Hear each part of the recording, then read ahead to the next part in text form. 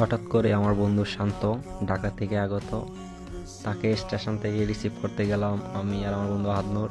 তারপর হাতনুরের হঠাৎ করে পর্যাপ্ত খিদা লেগে যায়।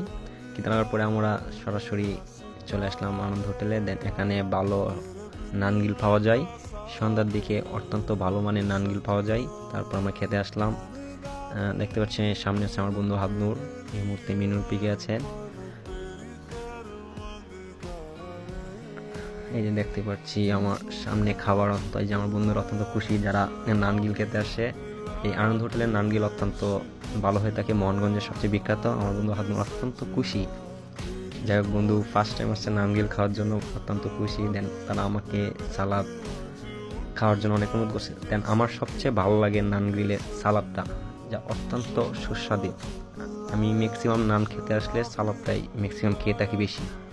কারণ আমার বন্ধুরা দেখতে পাচ্ছি অনেক খুশি, তাদেরই শুধু ভিডিও করছি। আমার এখানে ভিডিও নাই বললেই চলে, তারা ক্যামেরা নিতে রাজি না, কারণ তারা খাওয়াতে ব্যস্ত।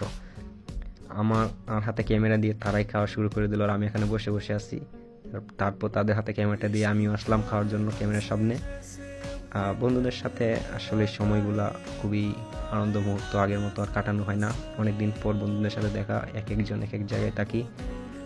যাই হোক, বন্ধুদের স্মৃতি উটুদ হয়ে থাকুক, এটাই আমরা চাই।